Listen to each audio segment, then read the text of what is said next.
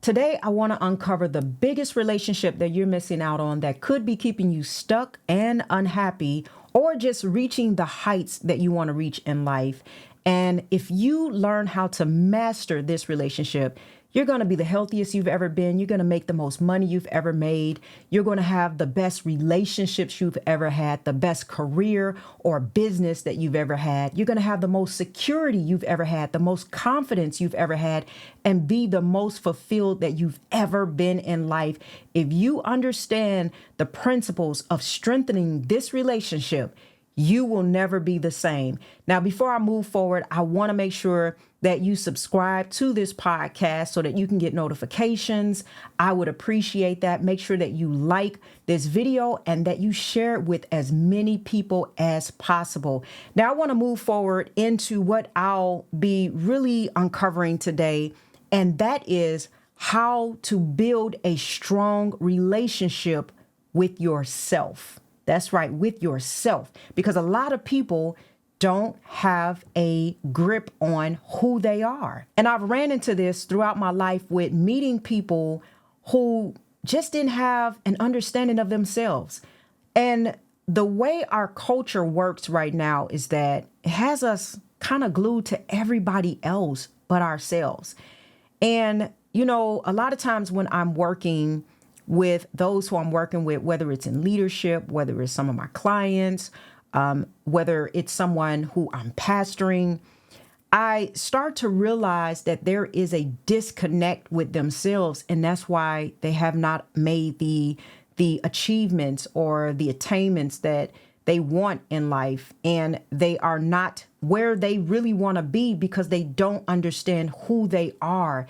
And it is always about who you are, even more so than what you do. And sometimes people are trying to fix this from, okay, here's how to do this. Here's how to do that. This is the outcome that I want, so I have to do this. But they are missing the biggest obstacle that is in their way, which is that you have to become the person who does those things in order to get the outcomes that you really want.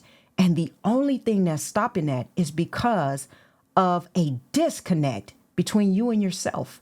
And so I really want to talk about this today because I believe that it can take you from being at a place of worthless to worthy.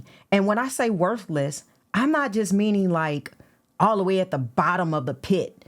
I'm talking about if there is a lack in your worthiness in life, in whatever area you deem this necessary, then there is something that is missing and there needs to be a gap that is bridged. And that gap is being able to have a level of self-awareness of you, not of other people, because, you know, you go on social media, for example, and everybody knows everything about everybody else. I mean, there are whole businesses that are used to be able to give the update, give the 911, give the scoop on what this person is doing or what that person is doing or what's going on with this business. And it's all needful at times, definitely, especially when you're, for example, investing in a business. You need to know the scoop on this business. You need to know the history and everything. And so there's a lot of research that goes on with everybody and everything else. But sometimes we miss that research that needs to be done on ourselves, on our hearts, you know, on our minds, on our spirituality. And if you can understand that there's a way to bridge this gap and get to know yourself better, you will have more answers and solutions in your life that can create the outcomes that you actually want. I often tell people that they don't know enough about themselves. And even when we're looking at health, you know, or healthy living, for example, like in order to be healthy, you have to know some things about yourself because what works for one person may not work for you. So there has to be a level of self-awareness with you, your gut, your mood, your dispositions, your stress levels, what foods are intolerable to you, what foods are digest easy for you, what items that you consume that boost your energy, what items do you consume that drains your energy, what type of people do you like to be around, what kind of environment do you like to put yourself in that makes you happy, that feels like it's not draining you. Like there's just some things you need to know about yourself. And this needs to be a lifelong journey. This cannot end. This is an awakening, is what I'll share with you today. And I'll just start by saying this. One of the greatest ways that you can get to understand yourself better is by simply asking yourself questions. I love questions because questions allow for there to be direction and there to be focus and intentionality towards something that maybe you wouldn't have had awareness of before the question was asked. For example, if right now I just happen to ask you, what color are your eyes? Now I have directed your focus to your eye color, something that you wasn't thinking about before now, but now you're thinking about it because I asked a question. And a lot of times, it's good to ask other people questions, but it's also good to ask ourselves questions because when we ask ourselves questions, we get answers. And outside of those questions, we would not have much awareness or maybe even a target to zoom in on certain things about how we feel, how we behave, the decisions that we make, the actions that we take. Like there's a lot that we need to ask ourselves that can bring us into a closer understanding of who we are as individuals. What makes you happy? What makes you sad? What makes you cry? What would make you so devastated that you couldn't do before you leave this earth? If you went to your grave and you realized that you didn't do this one thing, would it disappoint you? Would you have regret? I mean, there's just a lot of things that you should ask yourself. And I absolutely love questions because Jesus loves questions. And actually, in the Bible, Jesus, you know him really to be a question man, not really an answer man. He rarely answers questions, but he asks a lot of questions. Or if he's asked a question, he will answer the question with a question. And so he is the question man. If you come and ask him something, he'll say, well, what do you think? Who are you, Jesus? Who are you? Well, who do you say that I am? Who do men say that I am? And then, this is a scripture where he's asking Peter, who do men say that I am? Like he's asking him to give him the answer to that, because make sure you understand this, what I'm about to say. He said this because he understands that the truth is always within you. And remember, he tells Peter that flesh and blood could not have revealed this. When Peter answered and said, you are the Christ, he said, flesh and blood could not have revealed this to you, but my Father in heaven. And so what Jesus was doing was Jesus was getting people to find their own truth within them. And if you don't get to know yourself, you won't encounter the answers that you need to life, to the quest that you have, the solutions that you need. They're in you. You're just not aware of it because you're too busy looking at everybody else instead of yourself, right? And so this is why Jesus asked questions, because he knew that I can guide you to the truth by asking you questions. Or here's another way that he helped to come into full understanding is he would use parables. And there are so many different parables in the Bible. The parable of the sower and the weeds and the lamp on the stand and the unmerciful sower, and the new wine versus the old wine. There's a lot of different parables. And Jesus used parables because he was trying to bridge the gap between the known and the unknown. And so when there is something that you don't know, it is almost like a skill to try to first guide you and help you to understand by pulling on the known, pulling on the things that you do know. And so if that is true, then if there are some things that you don't know about yourself, then there are some unknowns that you will never understand, because some of the knowns that you should know are there to be able to guide you to things that you don't know.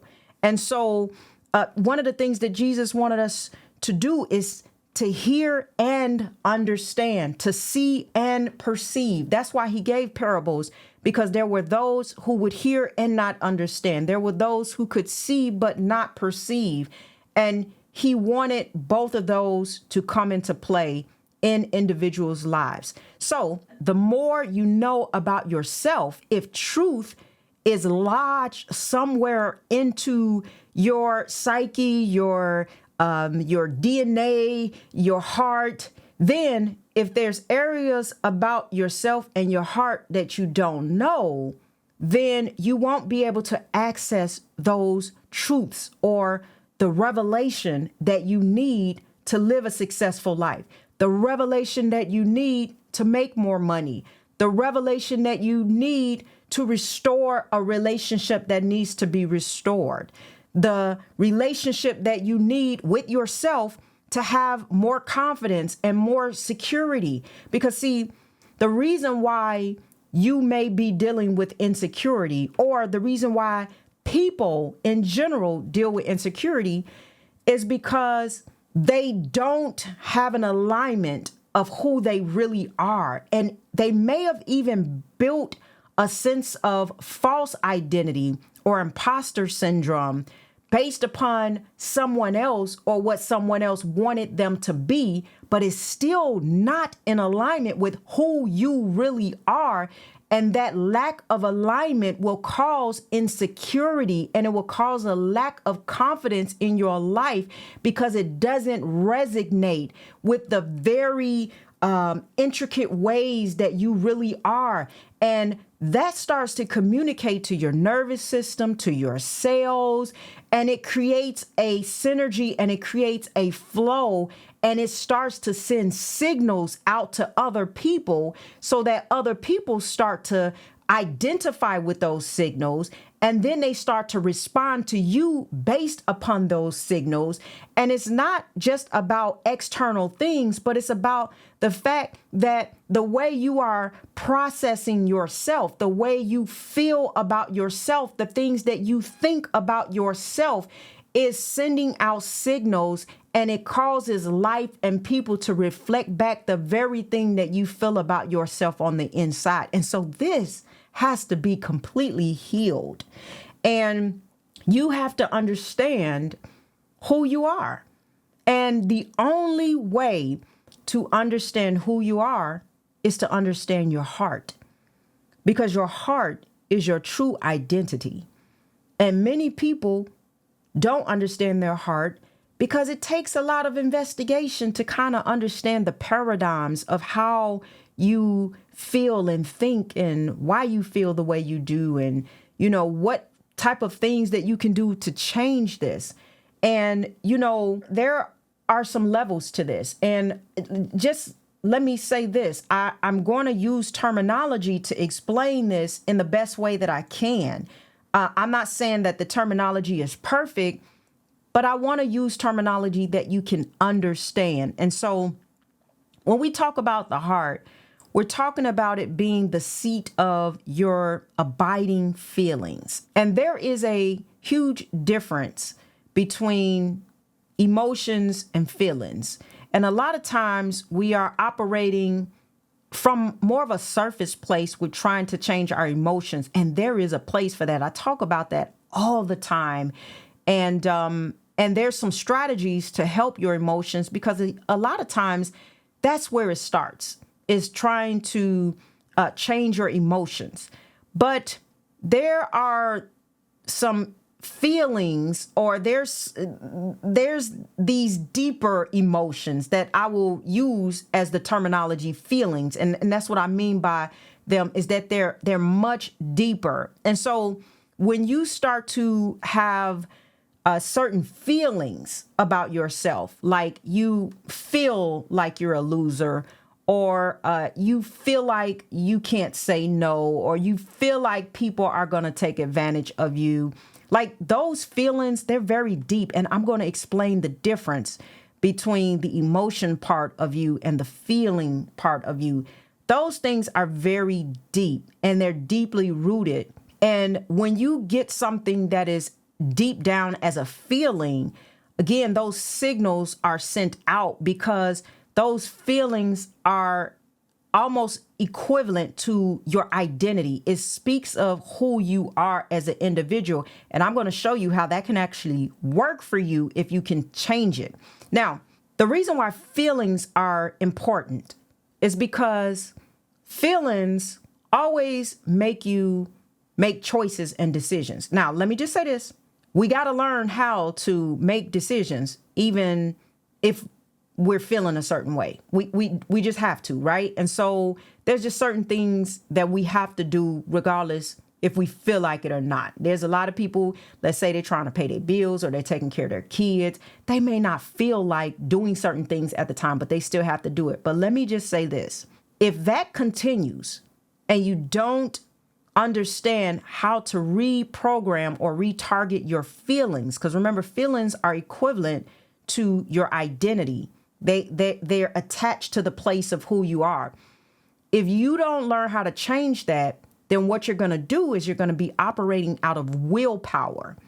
And when you operate out of willpower, it runs dry sometimes. Like there's only so much willpower you can have. And eventually that willpower will start to diminish. And then you're going to start making choices out of your feelings, because I'm going to explain to you that your feelings come from a very subconscious place, right? And so you want to be able to change your feelings, because if you can change your feelings, then the decisions that you make and the choices that you make that are incongruent with your feelings will be so much easier. For example, one of the things that I really try to get my clients to do is feel like going to the gym.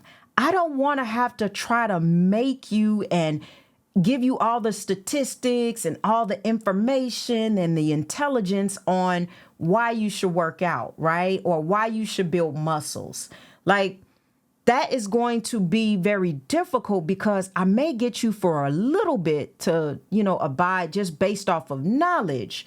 But what I really need you to do is get your body in a place where you actually feel like going to the gym. And so now I have to make sure that we're boosting your energy levels, because if you have more energy, then you will have the fuel necessary to go to the gym and you'll feel like it and it will be easy. Now, don't you want things to be easy? Like you want to do things. You want to not have to go against the current so much. Only a little resistance here and there. But if it's too much resistance, then you're going to grow weary of having to constantly make the right decision, even when you feel like it. And guess what?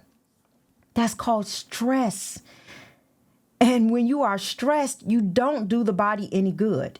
And so really, you want to be able to optimize your feelings to be able to easily make choices. If you are energized, then it's a lot easier for you to do things that require energy. But to have willpower and do things every single day that requires energy when you don't have energy, that's a bummer. That's no way to live. Who wants to live like that? Right? And so you want to take these tools and these strategies and you want to use them in life, because they're going to make life fun. Much more fun than maybe what you may be experiencing in all levels. Making money will be fun. Building relationships will be fun. Spending time with your kids and your grandkids will be fun. Building your business will be fun. Whatever it is that you're doing, if you can operate at a level of your identity and expand your boundaries, which I'm going to teach you how to do, you will have more pleasure in life. And that's what I love about this. Now, emotions and feelings. Emotions are a little different. Emotions are the byproduct of the mind, okay? Feelings are the byproduct of the heart, because the heart is your true identity, right? So when it comes to your emotions, you can turn them on and off really quick. You can watch a scary movie and bring upon an emotion of, fear or whatever. They come on strong and they can come on quick. Somebody could surprise you at work or come and visit you from out of town, someone that you love, your daughter or your best friend, and you will be overwhelmed with excitement.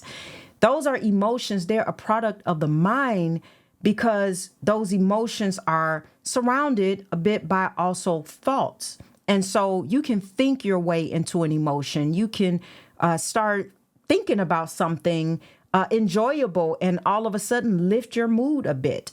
And so emotions, they can come and go. And the cool part about emotions is that you can redirect your focus on something that can improve your emotion. And so you can improve your emotions in real time. And that's what I love about understanding emotions, is that that's one thing that you can almost like control and manipulate in real time. Now, it's not as easy when we're talking about feelings, because again, feelings are super deep rooted. They come from cell communication. They come from deep subconscious levels of emotions in a sense. But I'm calling them feelings, but they're much deeper. They take longer to formulate and they take longer to transition or to change, right? So if you have deep feelings of being a failure, that's different from feeling like you failed like a task or something temporarily. Or if you have feelings of, I just feel like I'm a loser, like those feelings go really, really deep and they start to shape the design of who you are as an individual, because you're going to operate out of life based upon those subconscious feelings. And so feelings arise from a sense of who you are as a person. And that's why this is extremely important, because what it also does is it causes boundaries to start to happen around your identity, or barriers around your identity. And the devastating part is that if you at any point start to operate outside of those barriers or outside of those boundaries, then you eventually will wind up self-sabotaging and going into almost like an autopilot place back to the design of your subconscious or who you are. And that's why it's very important to expand who you are and to deal with your identity even more so than your performance. Even as an athlete, they have skill and they perform, right? But if they don't translate who they are as athletes, then their performance or their skills are going to be short-lived. And so that's why you have to become a different person often when you are trying to have goals or when you are trying to accomplish certain levels of success in life. And I often tell people, if you want that level of success, it's not just about go do. It's about being and then doing and then having, right? And I heard this analogy and I absolutely love it from Genesis when it says, you shall be fruitful, and then you should multiply, that's doing, and then you shall have dominion. And so the foundation of how God designed us is to first be, do, and then have. And a lot of people are missing out on this step. And so you have to start to deal with these boundaries and expanding these different boundaries, because like I said, when you're dealing with feelings, you're dealing with things that are subconscious.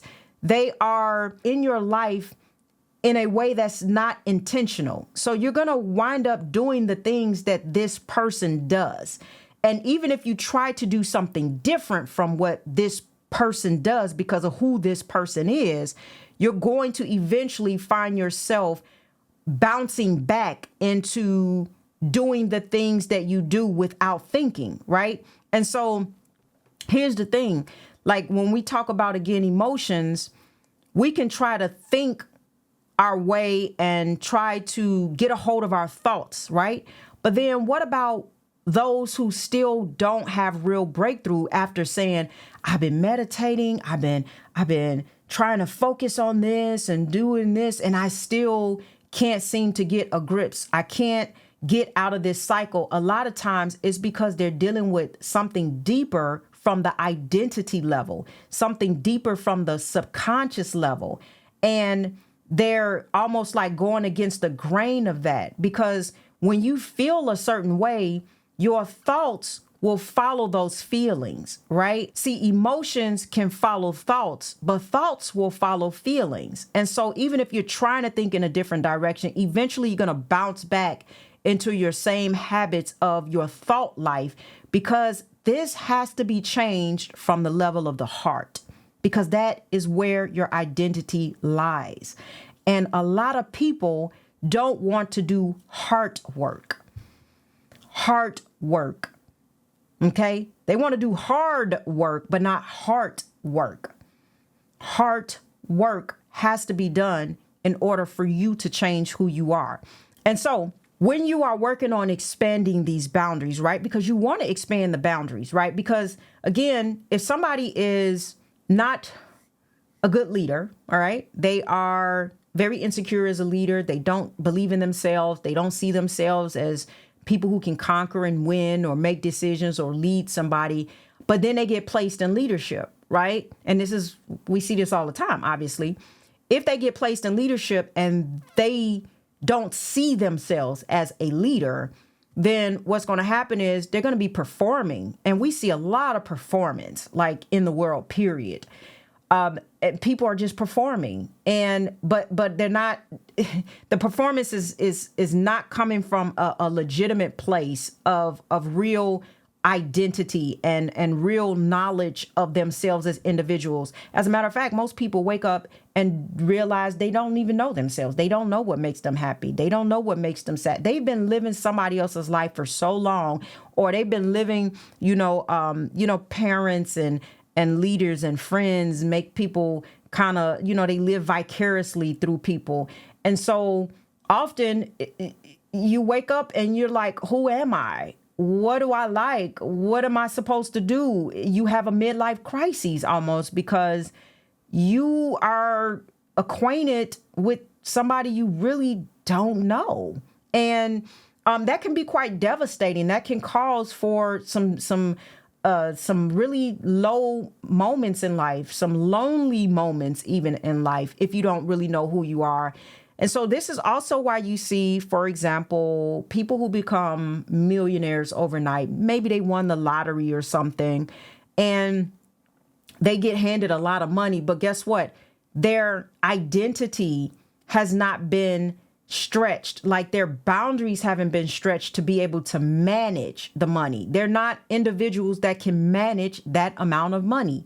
So money is never the solution, because you can't even manage that type of money, nor have you saw yourself being that wealthy. That's usually why people play the lottery or play those games, because they don't feel like they have it in them often to actually do it on their own, and I'm not saying this is the case for everyone. Some people just do it for fun. I've played the lottery for fun, but you have to see yourself having the ability to be able to bring wealth your way and to add value to the world in a way where money will attract itself to you because of the purpose that you're here to fulfill in life.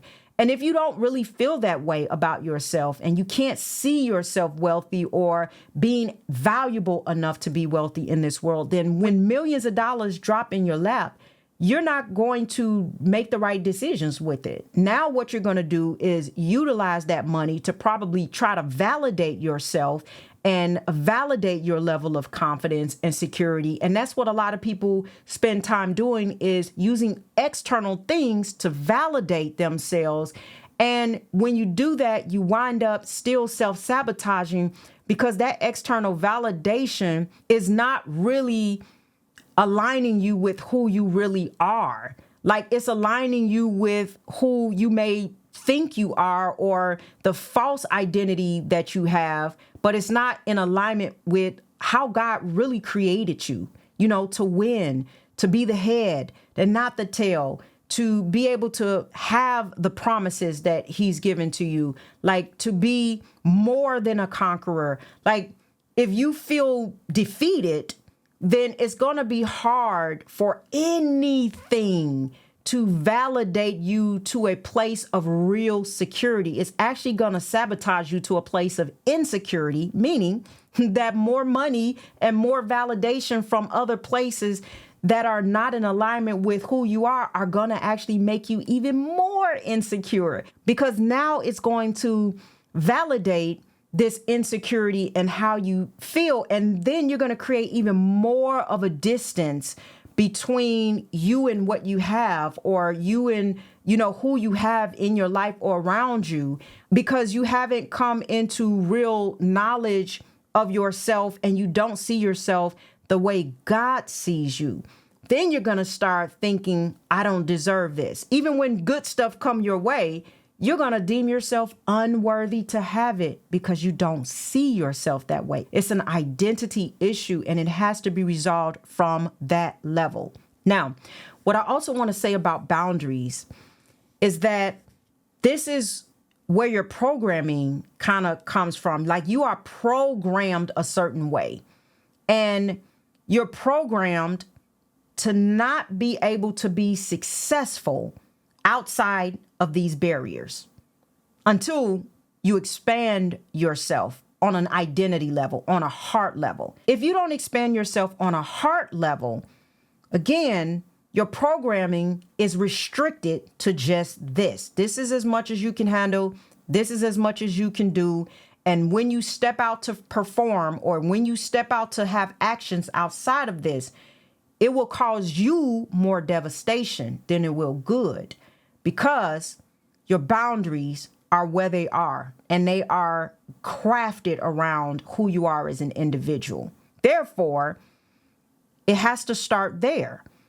And you have to get to a place where you see yourself a certain way, where you feel yourself into a certain way of life. In other words, if you can see yourself whole and healthy and thriving and at the weight that you want to be at, if you can see yourself there, that becomes the place where you start to now reprogram the limitations that you have around your ability to do and to become that. And when your programming starts to change, you won't need to have any real effort in doing certain things, because who a person is, they're going to do what that person does. And the great thing about this is that you can actually go ahead of your circumstance and ahead of where you are in reality to see yourself as something that you're not right now, and reprogram your mind to be that person. And it's almost like going into the future and then reverse engineering back to know what kind of steps it would take to get to where that person gets to. Anybody who's made it to success will tell you that they saw this being played out first. And when you see it being played out, because you're expanding your horizon, you are breaking the limits off of you as an individual, because you are coming into relationship with who you are. You're understanding more about yourself. You're understanding more about your capabilities. You're understanding more about your design. You're understanding more about your purpose and your destiny and the things that you should be becoming in life. Then it will be easy, because your brain is now wired in the same way as somebody who's made it on the other side of the mountain. And so you will become just that. And that is how you start the process of reprogramming yourself, by that awareness of coming into true identity of who you are. Because again, this is why people self-sabotage. Do you ever wonder why successful people, when they make it and they're wealthy, or they become a singer, or just whatever, why all of a sudden they wind up, stressed out on drugs, or, drinking too much, or just doing things that are detrimental to their life and to their future? Usually it's because the success came at a faster rate than how they could program themselves to handle and to manage the success. And so management of ourselves is very important. Like if you have any plans on being successful, you have to get a grip on who you are as an individual, your mindset, not just your mind, but your mindset. It's like your mindset can control your mind. Once you have an established mindset, it really helps because you process through life everything from that mindset. And let me tell you how even deeper this is important, because the way you are as an individual, like your processing, your programming, you're going to filter through that programming, and then you're going to see other people the same way you are, in a sense. See, that's why good people always find good people, because they can assess for the good, because good comes out of their heart. And bad people always find bad people, because they're assessing their ways through the processing and the filtering of who they are as individual. And it's like, okay, I knew this person wasn't no good, or I knew that because they're assessing. And a lot of times trauma does that, because trauma makes your brain scan for threats all day. Now, don't get me wrong, be smart. I know that there's some criminals in this world and people who are just not kind and not good people. I'm aware of that. But I tend to see more of people who are like me, in a sense, because I'm processing it from the good out of my heart. That's why to the pure, all things are pure, and to the defiled, all things are defiled.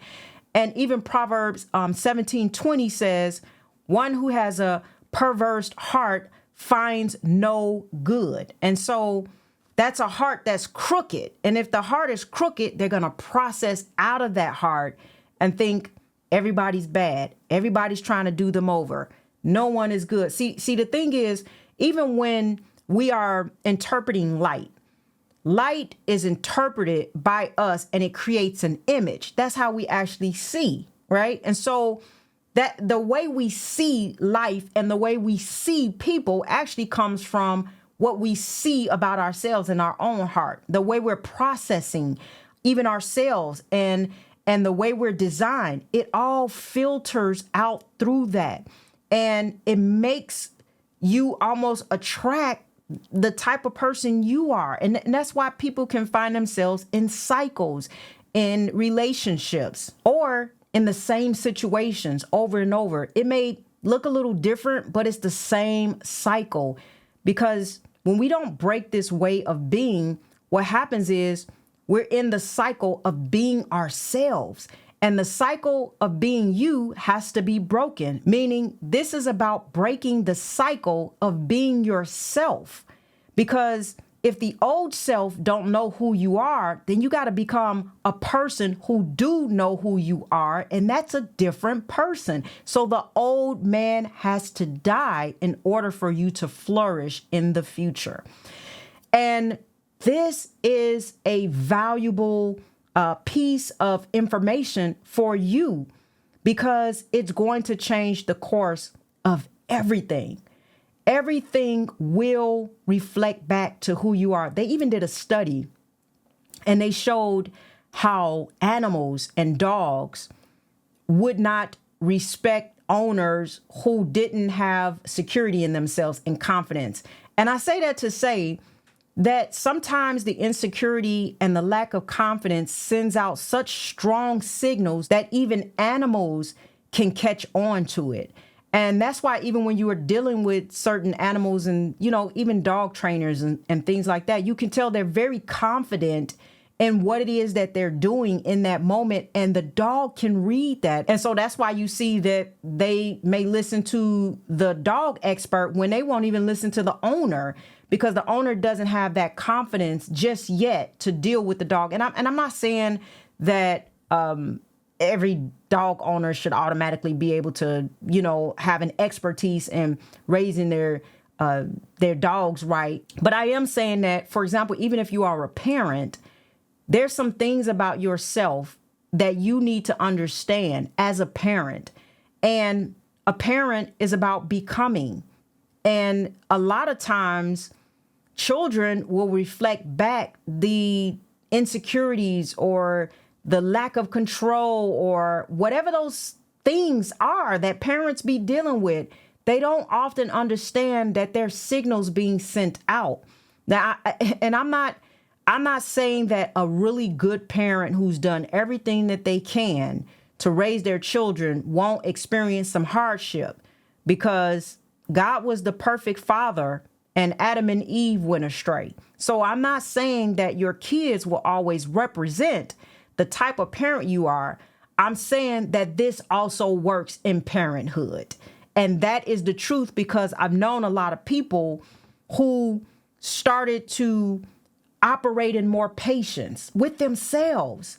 And that patience gave signals to their children, and their children picked up on that, and their children responded with less anxiety and less, resistance and things like that. And so sometimes the best thing we can do, even especially in a marriage, when you're trying to work with somebody or you're trying to restore a relationship, the best thing you can do is be the best person that you are supposed to be. Because when you change yourself, you will have a greater impact on the people that are around you.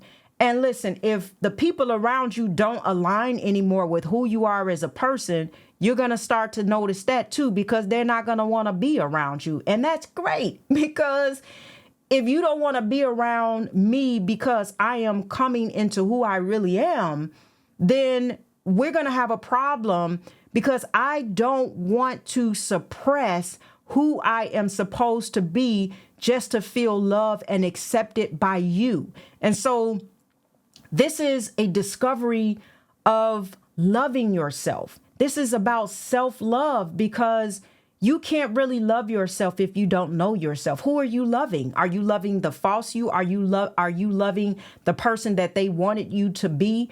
Are you being someone else because somebody else has put that pressure on you? I want you to come into alignment with who you're meant to be in this world. And the reason why is because the world is missing out on who you really are while you're trying to be someone else. And I'm saying this to say, you will by default try to be someone else if you don't know who you are. And so sometimes it's not even intentional. It's just, this is your autopilot. This is the boundaries that you live by, because you haven't come into a greater awareness and acquaintance with yourself, and you haven't had the tools to strategically try to shape yourself in the design that God has had for you from the beginning. And because of that, you will accidentally become someone that you're not supposed to be. And people feel it all the time when they wake up one day unsatisfied, unfulfilled in life, and they're like, I'm not supposed to be here. I'm not supposed to be doing this. Who am I? This is something that we have to pay great attention to, because it's the key to life, fulfillment, and all the success that you'll ever have. And it's the key to being able to really have an impact in this world. We want you to be yourself. The world needs you to be yourself. They really do. And if you're not being yourself, there is a great robbery that's being taken from this world without you. And you got to know that, because you're valuable, you're necessary, you're worthy. The reason why I know you're worthy is because I know a man who's already paid the greatest cost that can ever be paid for your life. And his name is Jesus.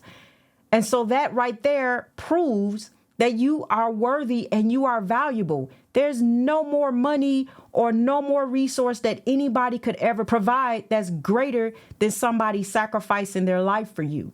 And so you must come into understanding, and you must come into awareness that if you don't learn how to master the relationship with you, then it could be possible that there's almost like this unspoken word over the grave, like, you were never here. You, the real you, were never here.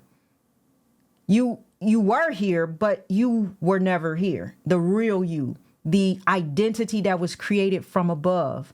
We did not know that person. And boy, do we miss out on a good thing in life if we don't know the real you. God makes no mistakes. He's very intentional about every single person that he has created in his likeness and in his image. To think that I could miss out on experiencing a human being that's made in the likeness and in the image of God is devastating.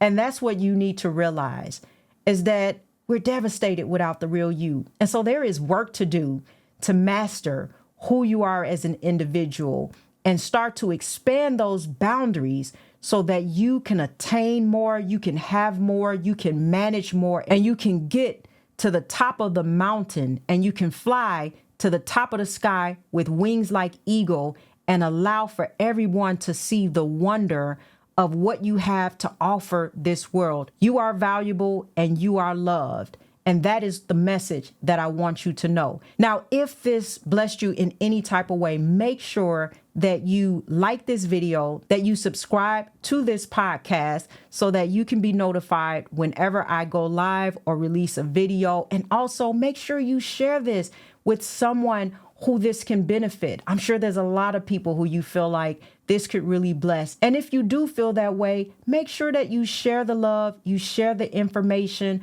I am here to add value and to make sure that you continue to soar in life. This has been another episode of Healthgoat, and I can't wait to see you next time.